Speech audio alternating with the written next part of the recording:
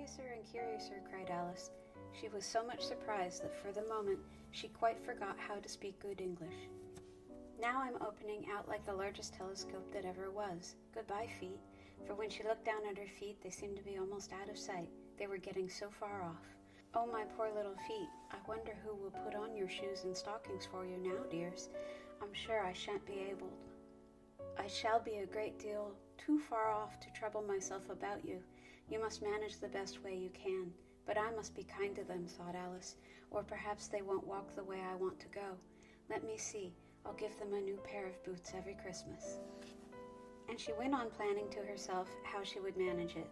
They must go by the carrier, she thought, and how funny it'll seem, sending presents to one's own feet, and how odd the directions will look. Alice's right foot, Esquire, hearthrug, near the fender, with Alice's love. Oh dear, what nonsense I'm talking. Just then her head struck against the roof of the hall. In fact, she was now more than 9 feet high, and she at once took up the little golden key and hurried off to the garden door. Poor Alice! It was as much as she could do, lying down on one side, to look through into the garden with one eye, but to get through was more hopeless than ever. She sat down and began to cry again. You ought to be ashamed of yourself, said Alice. A great girl like you, she might well say this, to go on crying in this way. Stop this moment, I tell you. But as she went on all the same, shedding gallons of tears, until there was a large pool all around her, about 4 inches deep and reaching half down the hall. After a time she heard a little pattering of feet in the distance, and she hastily dried her eyes to see what was coming. It was the White Rabbit, returning splendidly dressed, with a pair of white kid gloves in one hand and a large fan in the other. He came trotting along in a great hurry, muttering to himself as he came, Oh, the Duchess, the Duchess! Oh, won't she be savage if I've kept her waiting?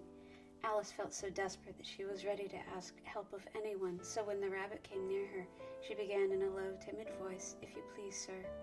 The rabbit started violently, dropping the white kid gloves and the fan, and scurried away into the darkness as hard as he could go.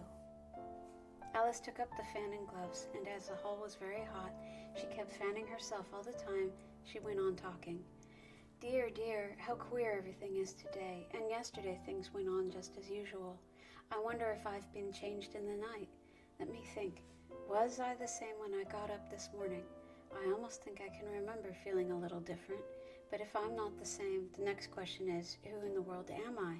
Ah, that's the great puzzle. And she began thinking over all the children she knew that were of the same age as herself to see if she could have been changed for any of them. I'm sure I'm not Ada, she said, for her hair goes in such long ringlets, and mine doesn't go in ringlets at all.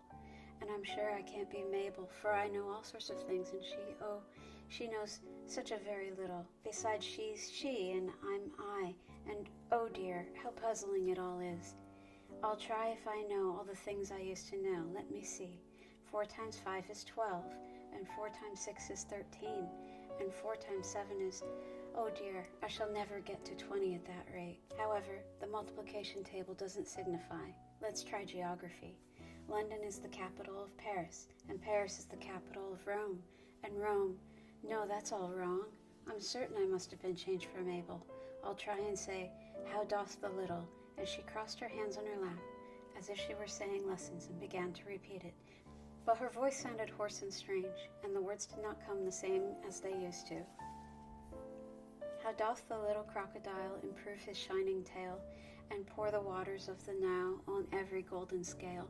How cheerfully he seems to grin, how neatly spread his claws, and welcome little fishes in with gently smiling jaws.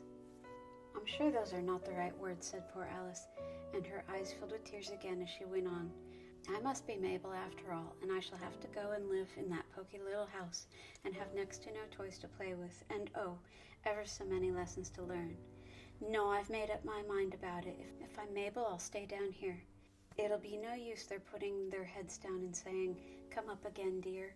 I shall only look up and say, Who am I then? Tell me that first. And then, if I like being that person, I'll come up. If not, I'll stay down here till I'm somebody else. But oh dear, cried Alice with a sudden burst of tears, I do wish they would put their heads down. I am so very tired of being all alone here. As she said these words, her foot slipped, and in another moment, splash, She was up to her chin in salt water. Her first idea was that she had somehow fallen into the sea, and in that case I can go back by railway, she said to herself. Alice had been to the seaside once in her life and had come to the general conclusion that wherever you go to on the English coast, you find a number of bathing machines in the sea, some children digging in the sand with wooden spades, then a row of lodging houses and behind them a railway station. However, she soon made out that she was in the pool of tears which she had wept when she was 9 feet high. I wish I hadn't cried so much, said Alice as she swam about, trying to find her way out. I shall be punished for it now, I suppose, by being drowned in my own tears. That will be a queer thing, to be sure. However, everything is queer today.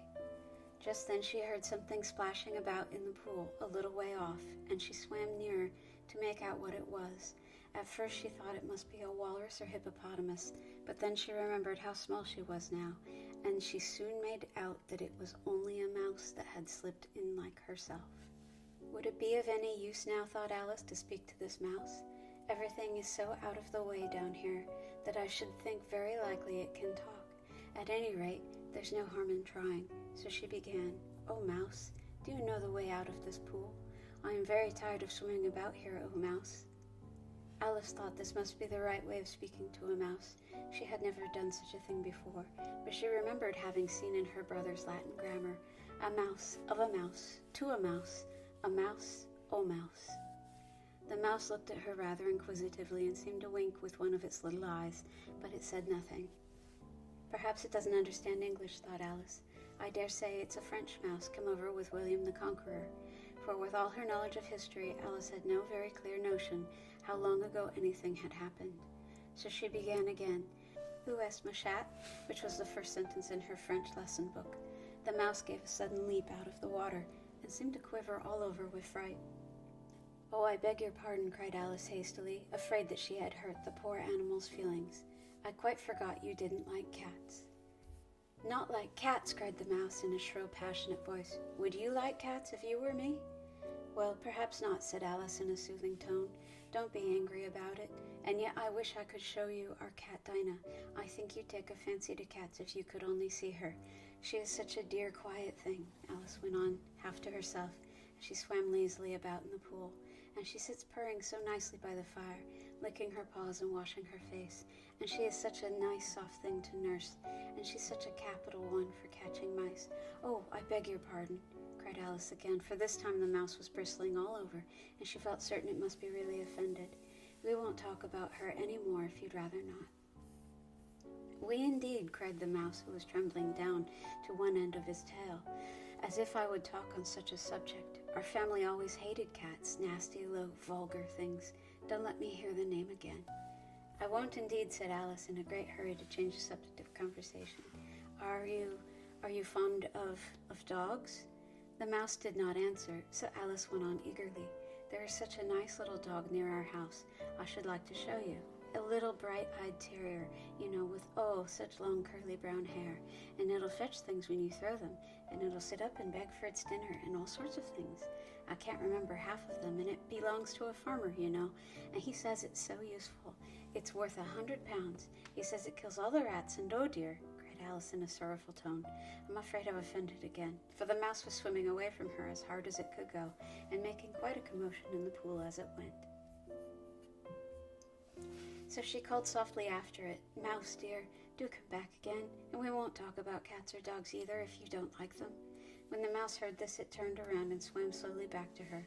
His face was quite pale, with passion, Alice thought, and it said in a low, trembling voice, "Let us get to the shore, and then I'll tell you my history, and you'll understand why it is I hate cats and dogs." It was high time to go, for the pool was getting quite crowded with the birds and animals that had fallen into it. There were a duck and a dodo, a lory and an eaglet, and several other curious creatures. Alice led the way, and the whole party swam to the shore.